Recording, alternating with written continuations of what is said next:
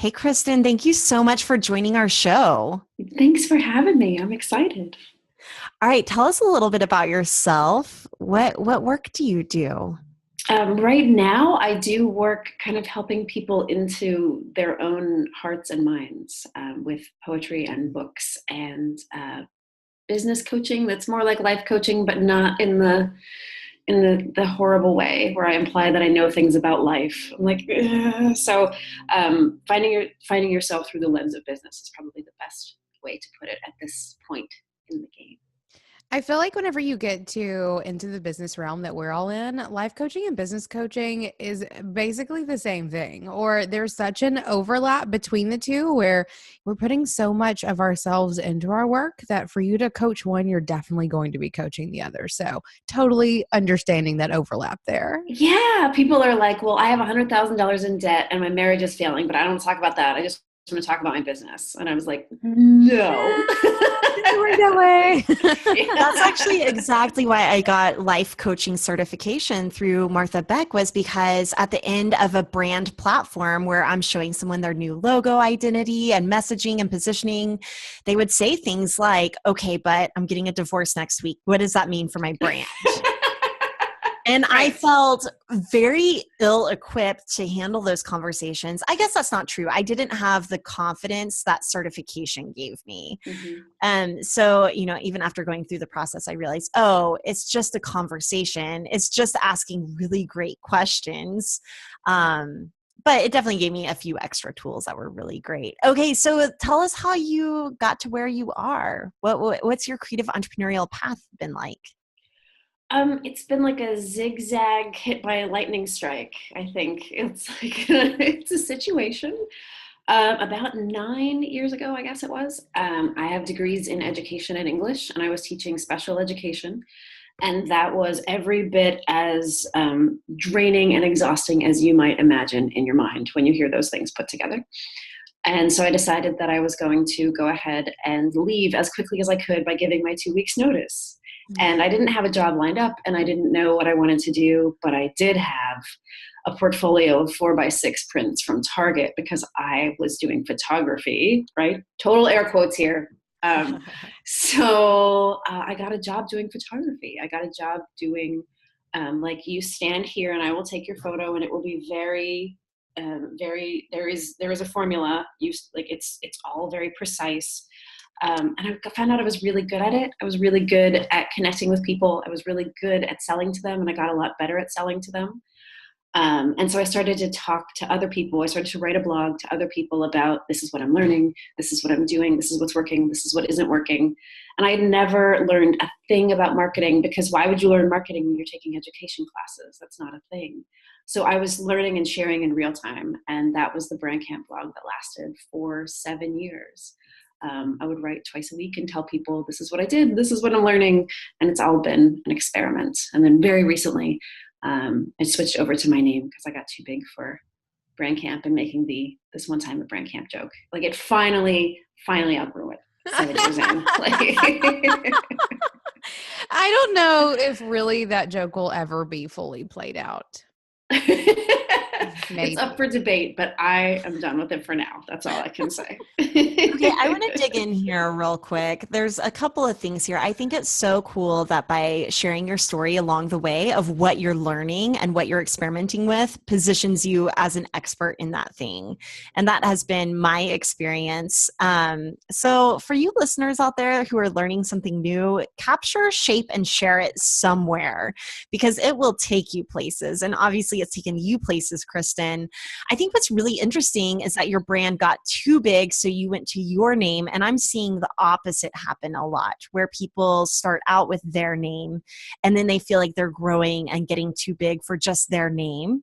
So they Mm. want something like, something that's a little bit less attached to their own personal brand or own personal identity. So I would love to hear a little bit more about that shift for you, just as like a brand nerd myself. Sure.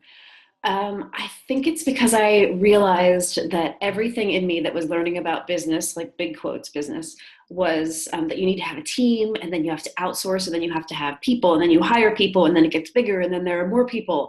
And everything in me is like screeching to a halt, screaming, no, no, no, no, no, no, no, no, no. So I called it Brand Camp as a joke, and then kept it because eventually I was going to have the team and the employees and the staff and the org charts and all the things.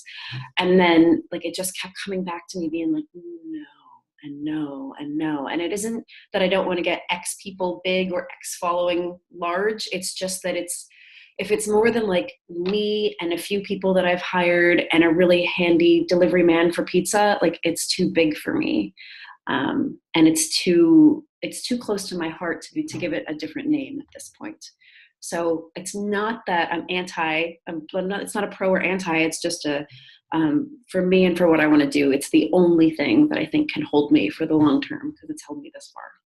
I feel like so many of our creatives can resonate with that idea, where the idea of growing a business does come with some preconceived notions of building big. And I know I found myself in this exact same place. And so as Kathleen, with this idea of, we're supposed to grow these big things, but that doesn't necessarily hit home for what we're all trying to build. Like, we're not trying to build huge corporations with hundreds of employees, even though for so long that's been the blueprint that a business would follow. But we find ourselves much more so wanting to build these very like close, tight-knit organizations that can do big things without tons of effort. Yeah, I found it's so fascinating that since I've switched, it's been about 4 months. My following, quote unquote, again, I've lost like thousands of email subscribers, but income is higher than ever, which is such a fascinating, that's not how it's supposed to go, according to the experts. And I think it's because the game I'm playing isn't more, it's deeper, deeper, deeper. Yeah. I mean, obviously that's what she said joke, but good call. I missed that one.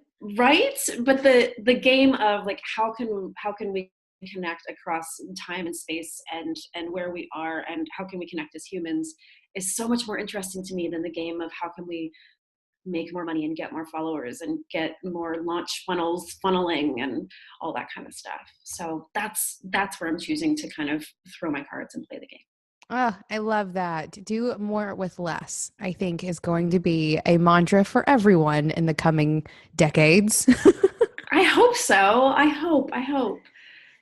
So paint us a picture of what it looks like to work with you, or maybe even what your dream client looks like before they work with you and after they work with you, and how people actually are engaging in the work that you do. Sure. So I can tell you that my favorite thing in all the world is to work with people in person. That as much as I would love for being on the phone to be the same as us breathing the same air, it's just not. And if I could have you in person, I would like hold you and squeeze you and we would talk for 3 hours and I would bring you champagne. Sadly, these things are not possible for you guys. So, working but doesn't that sound nice? Right? Snuggles and champagne is my favorite. Right? Feeling that life Right. for sure. So I found as much as, and again, I've only learned this by pushing for everything. I wanted everything to be online and scalable and huge. And like, I had the 6-figure launch and it did nothing to my soul. And I was like, fuck, that's not how that was supposed to go. That was supposed to be the be all and end all. And it wasn't. So workshops, like tiny 6-month program with me, Steer Your Ship. It's 6 people. At the beginning of our 3 days together, you're probably closed off. You're probably a little bit numb. You probably a little bit to a lot hate your business. You're probably really, really, really sensitive, and you've been told that that's a really bad thing for a very long time.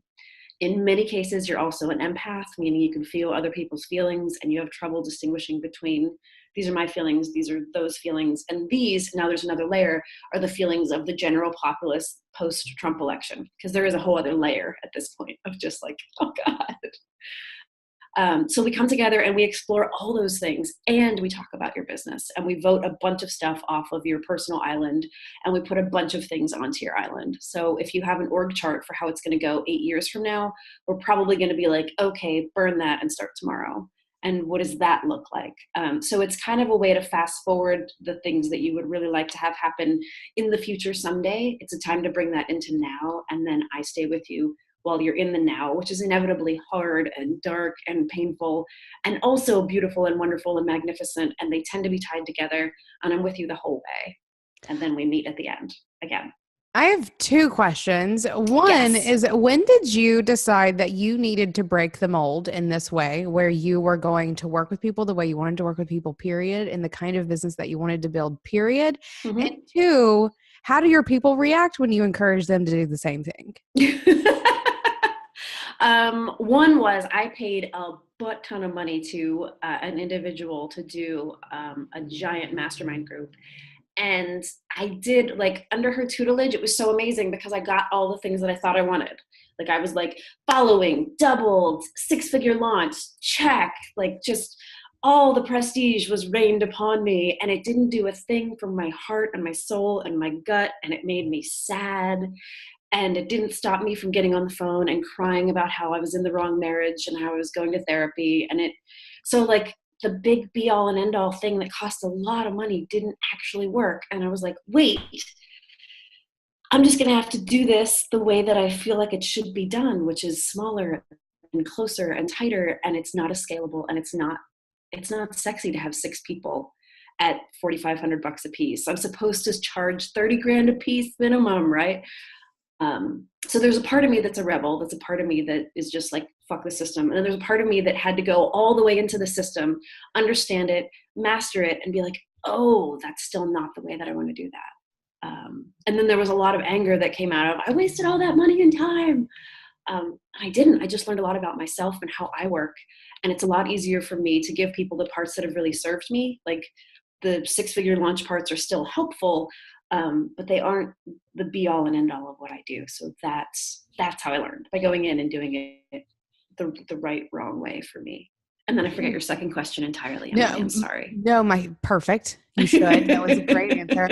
My second was, how do the people that you coach through this process react whenever you encourage them to break the mold as well? Oh, it's horrifying, and they don't want to do it ever. I can only imagine the email exchanges that happen between you. Well, because it's so hard, because you know that you're going to have to feel everything, and you're going to have to, like, the thing that you're trying to hide from me is the thing that I'm going to see and pull up and be like, well, take a look at this thing. And they're going to be like, no, anything but that thing. And I'm going to be like, that's the thing then. Yeah. And then we work through it, and they understand that, like, some part of my genius is that I can help people feel safe really easily and really quickly. And when people feel safe, they're willing to do the work without feeling like they're going to die, even though your heart pounds and your chest is tight and you're sure that you were going to die if you have to stand there and accept compliments for 3 minutes.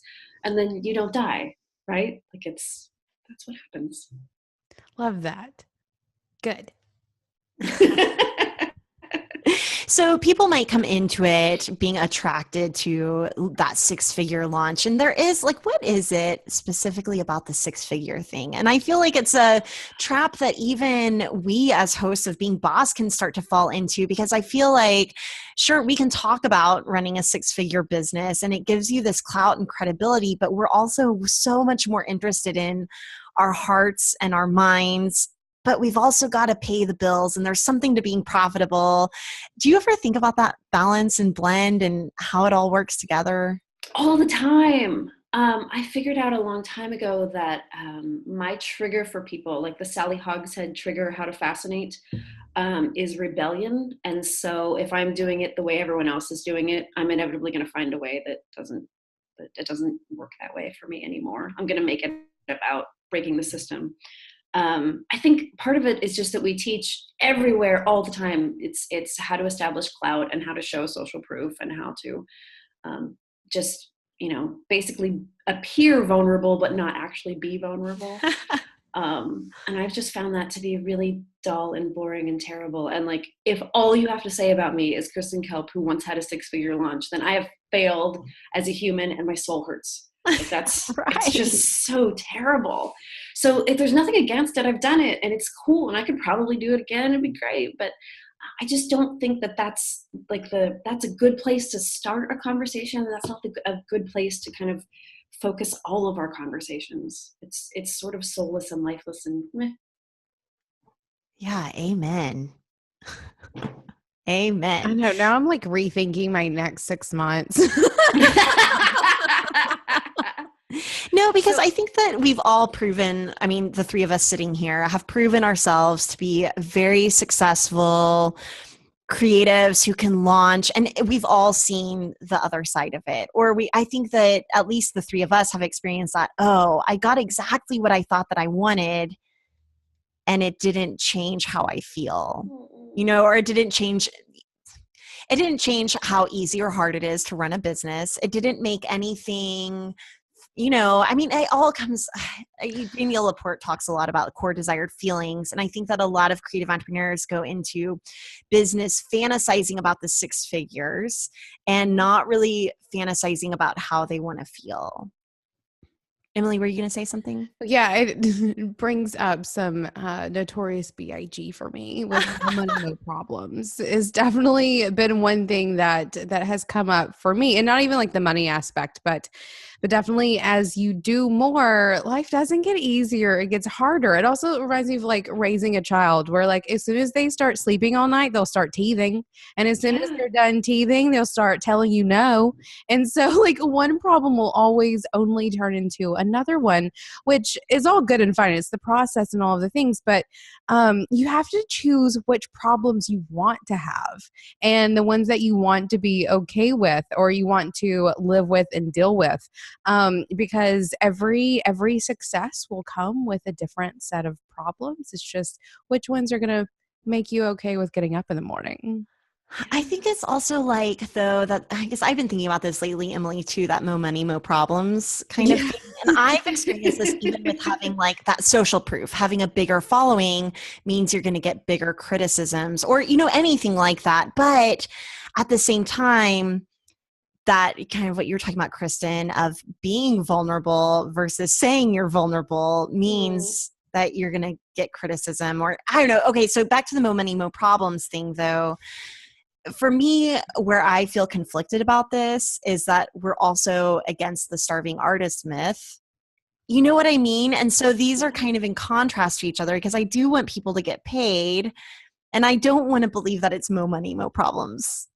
I don't know. I've been grappling. This is something I've been grappling with a lot lately. Like, is it mo money, mo problems? Is it better to be It's a just starving it's artist? mo money, different problems. Which ones do you want to deal with? That's true. That's Right? true.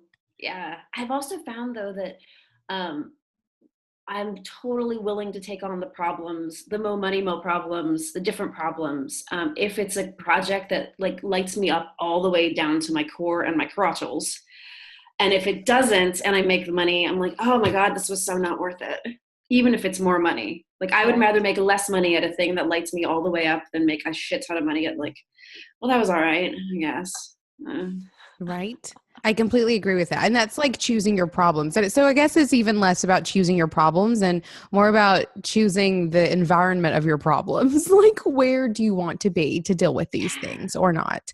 And I feel like a lot of times whenever we're following the blueprints of moving forward and whatever blueprint that may be for whatever outcome it is that you think that you desire, whenever we start blindly following those things, we lose sight of the environment, of the feelings that you feel along the way. And you're checking off the boxes or you're addressing the issues as they come up, but you get lost somewhere. And so I think whenever you start following those six-figure models or how to grow your list to 10,000 or whatever it may be, you are just checking off the boxes and probably not checking in with yourself near as often as you should be.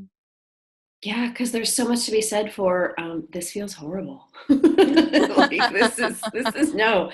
Or like Yeah. you're clicking on something and then your whole body just moves away from the screen and you're like, this is fine. This is fine.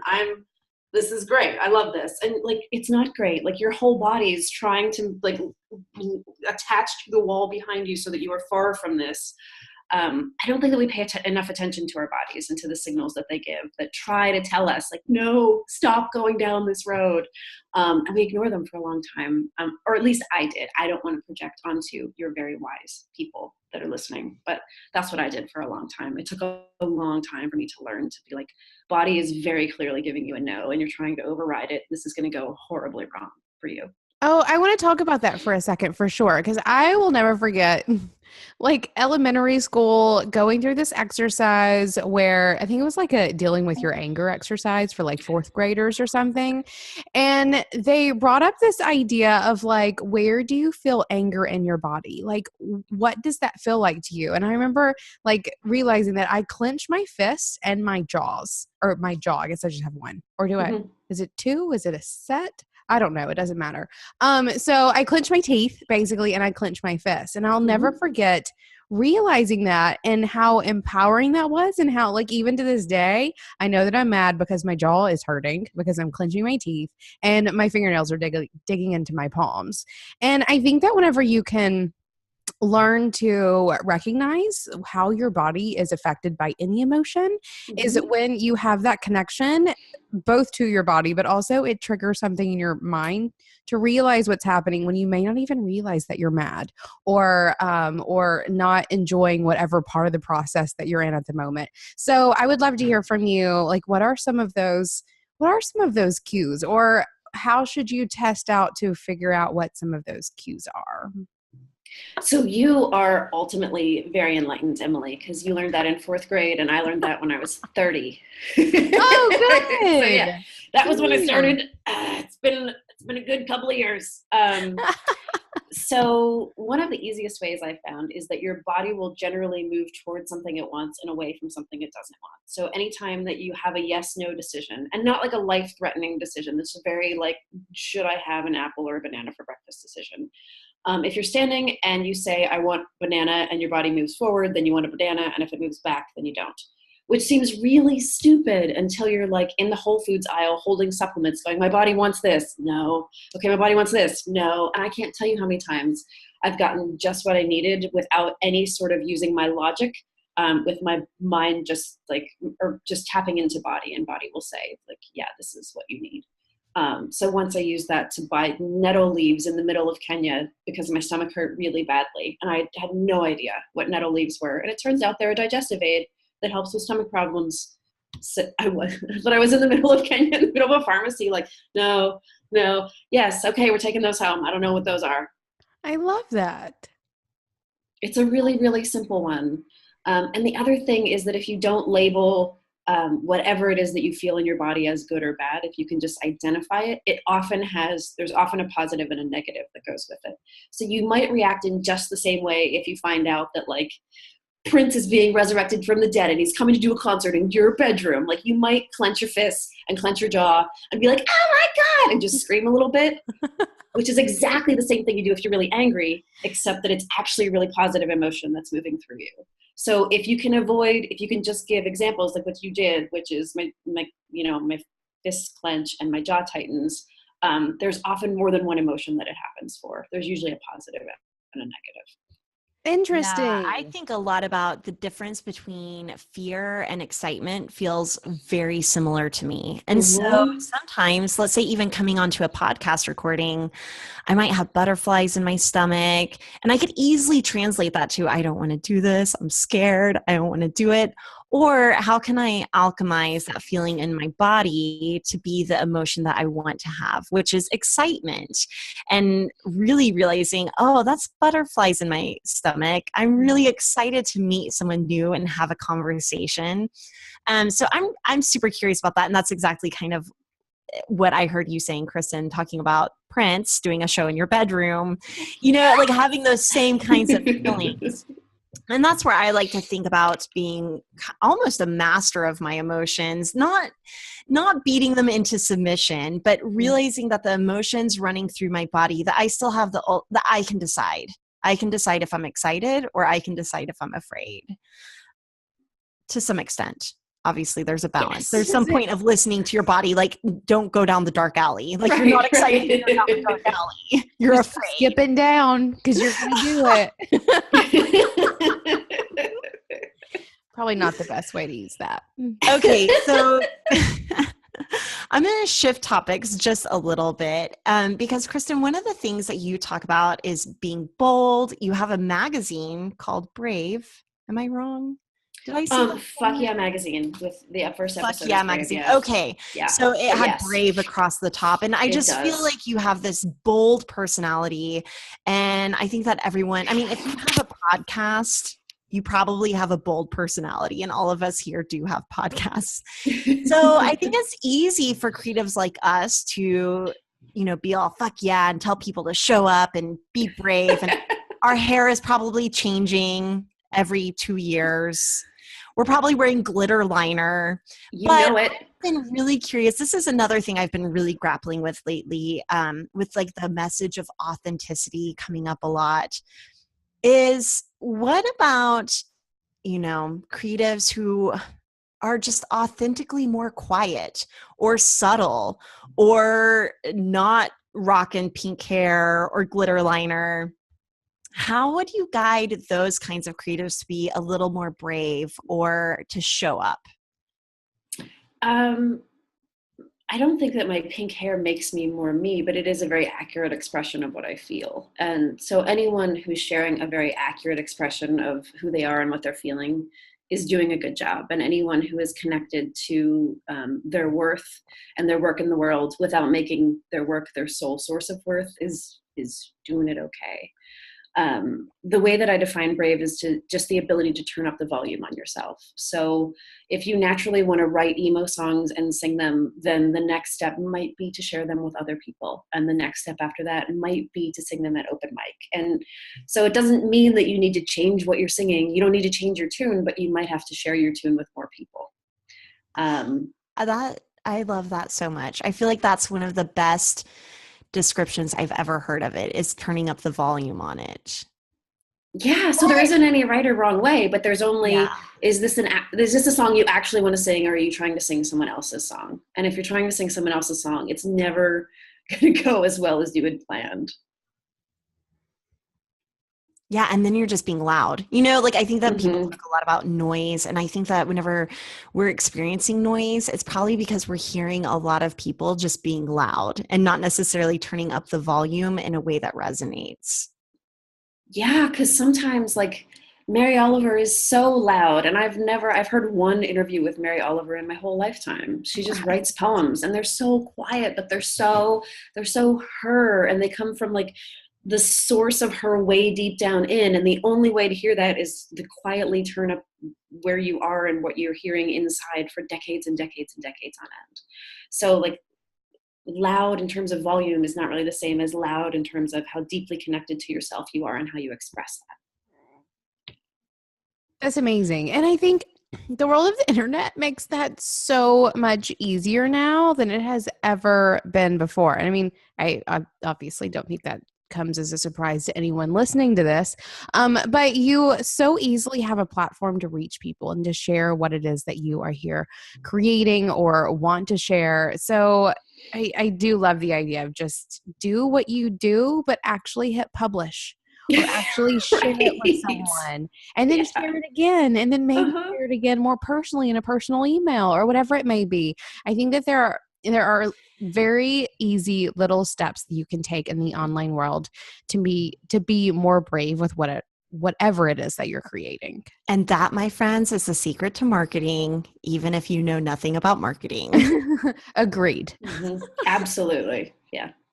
Okay, you said something about not putting your worth into your work. And creative entrepreneur, I mean, myself personally, I'm sure that you guys have struggled with this too. Whenever you do what you love for a living, it's really hard to find that balance between wrapping up your worth into your work. So speak more on that.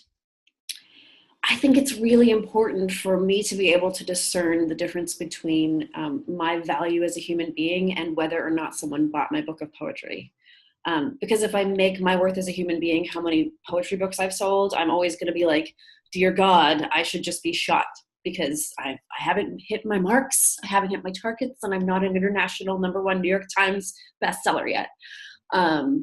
It's always been, especially in the photography community, which is kind of where I came up with Brand Camp. People would be like, they would say like, I'm not worth it. And I'd be like, whoa, whoa, whoa, whoa. Your work may or may not be worth it, but that has nothing to do with you as a human with a soul who's doing things in the world and whether or not that's worth it. So just to be able to delineate the two, like being able to delineate between your asshole brain and then the part of your brain that's like good and soft and kind and nice to you in there, there's two different forces at work. And so your work and your worth are two different things, and they're often tied, but they don't have to be. And if somebody says, I don't want to work with you, it doesn't mean you're a terrible scum villain of a human who should die right now.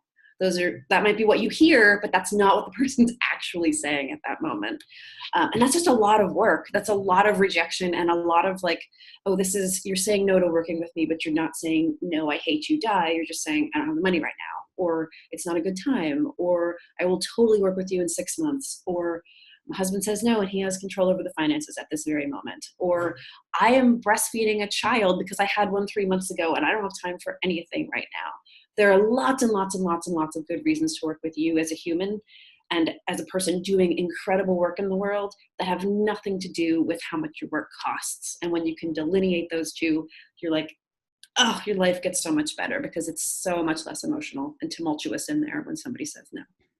Right? Your life gets better. And I've also found that business gets better too. Whenever you can separate the two, you are so much more easily able to make clear, rational decisions around what it is that you're offering and how much it costs and how it is that you're going to sell. Whenever you have wrapped up your own self-worth into what it is that you're creating and selling, your business tends to be a bit of a hot mess. Yes, and you tend to be horribly underpriced so that everyone can just say yes, and that'll make your life easier. Yeah. And then, I think even about the time whenever I was able to say no to someone, not because I didn't want to work with them, but because I literally was not the best fit for them. Mm-hmm. There was someone else out there that could do the job differently or better or give them what they needed, which was, for example, a website, and I don't do websites. So then being able to say no for someone really feels good. Like I felt like for me, that was the moment whenever I was like, oh, I don't have to say yes to everything. And not just for money or whatever, but because there might be someone out there who's a better fit. Yeah. Yeah. If my sense is that there's someone who's a better fit, I will 100% recommend them without hesitation. Yeah.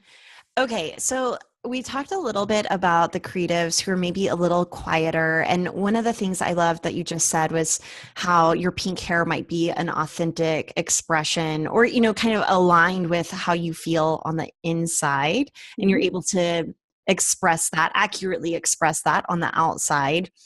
So let's say there's a creative who is wanting to more accurately express who they are in their work or in their personal style or even on their website or even in their content, the blog posts they write or the podcasts they produce or YouTube video. And let's say they want to let their freak flag fly a little bit, whatever that means for them, but maybe they're just a little too freaked out. How can they embrace turning up the volume and bringing that to the work they do? Well, so the first rule isn't that you have to go from 1 to 12, which is what most people want to do. Like, I'm going to go from wearing all black to wearing just solid colors and looking like just a vista of pastel explosion. You can go from 1 to 1.25 and then 1 to 1.5.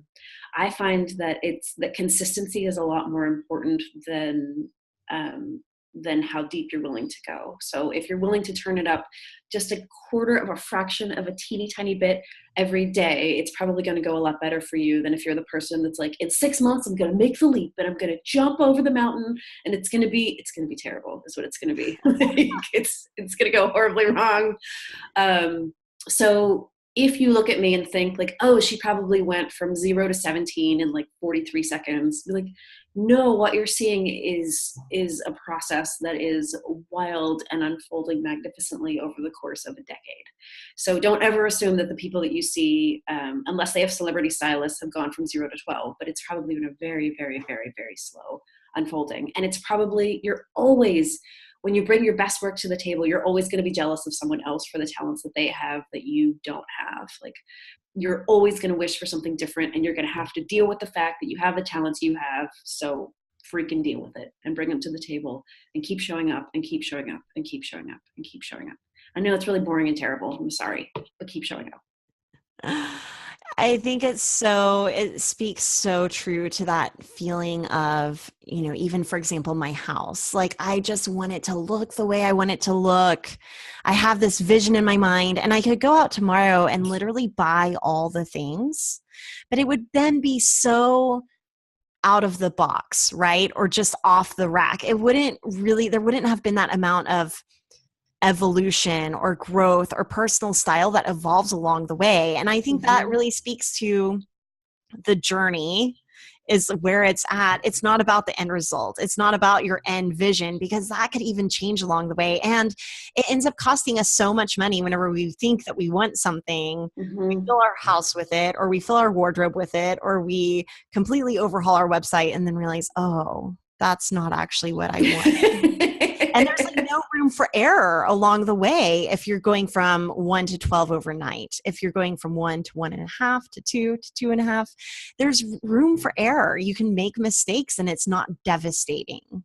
Yeah, and the worst thing that could happen to you is to go from 1 to 12, for you to be wildly successful, and then to find out that actually you don't like being a 12, or you don't like yourself at 12, or it's terrible up there. Like you want to go slowly and just past the comfort point at every point. So you don't ever want to be comfortable, but you don't ever want to be so wildly uncomfortable that you fall into the space of just like shutting down and hiding, because that does no one any good either. This brings up for me the idea of curation and how you start with a thing, whatever that may be. That could be a product that you want to sell, or a service, or a really nice couch, or whatever it may be. Like, you start with a thing and you slowly curate the things around you, so that you are slowly turning up the volume, as opposed to just, buying that IKEA living room just out of the little showroom there, or whatever it may be. You have so much more control, and I think it also gives you so many more opportunities to go back to what we were talking about earlier, and checking in with yourself to see if the path that you are taking is the right one for you.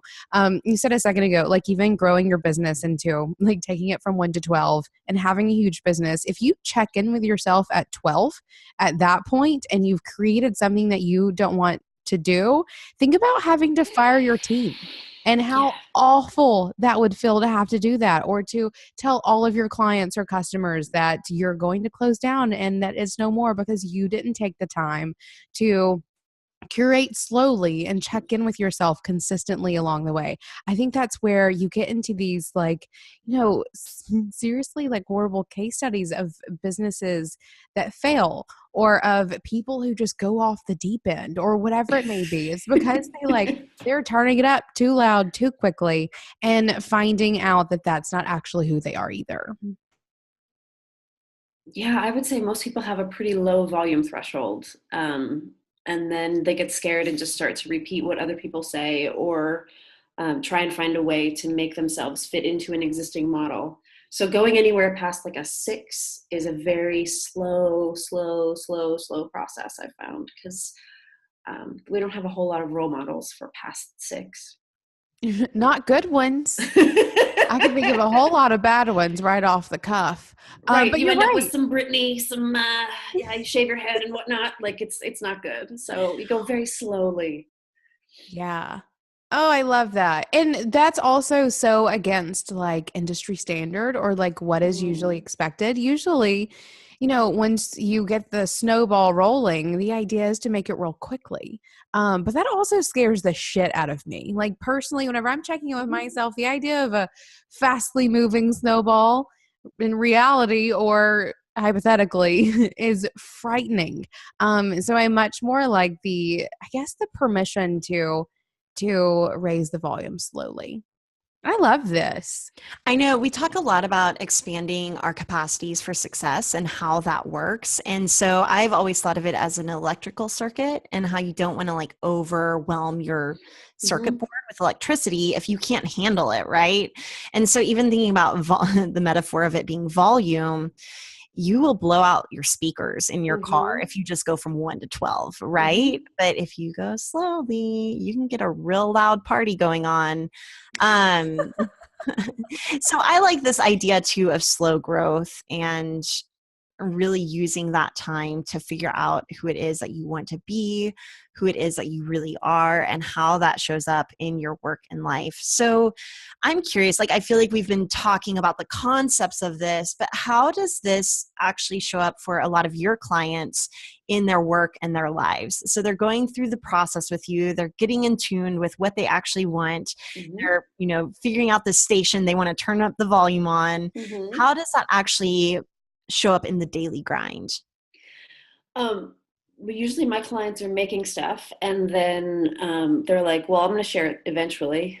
So it's like okay, well, I want to see that on Instagram every day for the next 12 days. Oh, like the noises that come out of people. Or like, okay, so you have an email list. Yeah. Okay. And it has thousands of people. Yeah. Okay. When was the last time you emailed them? Well, like, I like Christmas or something, like that. Those really boring things that mean that you're actually using the channels of communication that you have from people that want to hear from you, and you're making new things and showing them, and you're selling for a while on each product instead of like, well, I put it once on Facebook and it didn't work out, so fuck it, I'm out.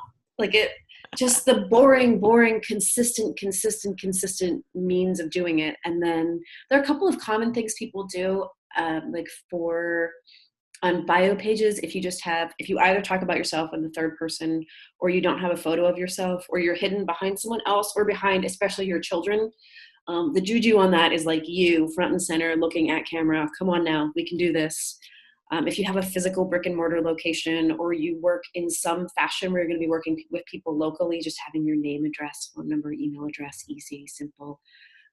There are all sorts of ways to hide. And then if the voice in your head is hurting you, you can just stop listening to it, is the other thing. Like at some point, we all take on advice from someone who we think is quote unquote better, and they say things, and then they keep saying those things long after those things serve you. So my goal when I'm podcasting and when I'm coaching is 100% to be the voice in your head that's like, no, fuck that. Don't do that. Don't do that ever again. That's bad. You're hurting yourself. That's terrible. Please don't do that. And then instead of having that other voice, to listen to your own voice. What is it that you would like to do? I know you would like to have Cheetos and you would like to never go outside again because the world is scary. Yes. Let's assume that someone's going to see you today, and they're going to see, who do you want them to see and what do you want them to feel when they see it? Because you probably don't want them to see like perfection porn and look how perfect my life is and oh my God, I'm awesome. There's probably something softer and more tender in there. And if you can express that softness and that tenderness via whatever it is that you do in business, you're going to be a whole lot better off. So it's about bringing your vulnerabilities and your tenderness and the parts that you would rather hide to your business and to your life and to your sales process and to your marketing every day, day in and day out, month after month, year after year, despite the fact that it's a long, slow slog through time. That's how it is. Pretty much. I'm feeling that. Praise Jesus hands over here. I so fucking agree with everything that you just said, and I'm gonna not tear up because that was really fantastic. You can tear up. No, I'm good. I'm okay with that. But what about that especially resonates, Emily? Well, just with working with artists, basically, for so long. I mean, I feel like being boss has attracted a lot of B2B people, which I think is, well, and I think specifically of the Clubhouse, people who are joining our Clubhouse. We do have a lot of makers and things, but I feel a lot lately that we've been working with a lot of B2B people, which is fine, but it really brought up for me. B2B, for those of you who don't know what that means business to business. So examples of that might be if you're selling your services specifically to hospitals, for example, like business to business.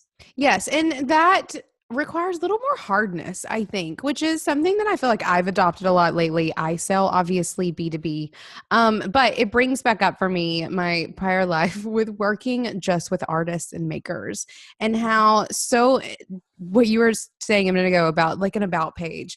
If I could count the number of conversations I've had with makers where I'm telling them they have to have a photo of themselves on their website so that people can see they're real people and that there's actually someone making this beautiful thing, and that creates a connection that makes people want to buy and trust you and know that you're beautiful and all of these things. That's such a real conversation that I've had so many times because artists tend to have such a problem with putting themselves out there in line with their work. They're fine with putting their work out there in Mm-hmm. most cases, but putting themselves out there with it is a whole other story. And I know that a lot of people who are probably listening to this and not joining the clubhouse, so we're not able to have those one-on-one conversations, are probably totally feeling this if you are my kind of people. So I'm just glad that that has been said out loud. And it's funny because we talk a lot about giving it all away. That's one of our philosophy that drives. I mean, it's how our podcast came about anyway, is that Emily and I were having these business bestie conversations and we're like, why not record these and put them out for the world to hear? And so one of the things that we talk about a lot is giving it all away for free. Everything we know about branding and online marketing and building a business that you love, we're talking about it all the time here on the podcast. But we get a lot of questions from makers and artists who ask, how do I give it all away for free if I have a product? Like, I can't be sending everybody a bracelet or a painting. And we always say, no, but you can be sharing your story. And that's how you're giving it all away, is that you're talking about what drove you to make that bracelet or to paint that painting. So I think that there's so much to that. Telling your story, showing your face, being who you are, making the thing, and Mm-hmm. selling it by simply sharing the story behind how it came about to be. I agree. And I have a really great example of someone who does this. It's actually someone that we've had on the podcast before, Brenda Mangalore. Braid did the branding, Indy did her website. So, like, just all kinds of magnificent threesome happening there. And Brenda is fantastic and is one of those, like, really great artists who also totally understands how to sell herself in a way that I've always admired. Whenever she came to me to do her website, I had to work with Brenda because she was one of those like unicorns who just got it. It was so great. And she does a regular newsletter that's just updating the people on her list, what is going on in the studio, what painting she's working for or working on, or she shares cute photos of her and her daughter. And you don't even have to go that far into the sharing spectrum, but it's very open about her process and what's inspiring her and what sort of events she's doing. And that intrigues people and it makes people interested and connected to her. And so for me, even like I've talked to her many times, but still getting these newsletters, I consistently stay so connected to her work because she's simply telling me about her work. So just great example of someone who is totally doing it where she has a product and what she is giving away is her sources of inspiration. And I think these days we are all hungry, I think, for more sources of genuine inspiration for making and doing beautiful things. Mm-hmm.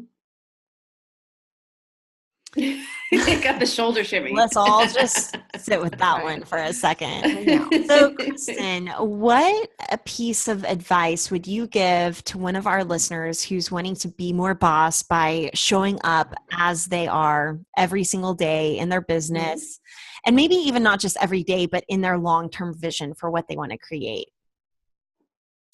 um, it's okay to be too much, because somebody somewhere along the line said that you're too much of something. You're too soft, you're too sensitive, you're too bright, you're too happy. I get that one. And you can never know about people what they've experienced, but you can know that anyone who's willing to be too much has had to fight to be too much. That it's a really vulnerable position to be in.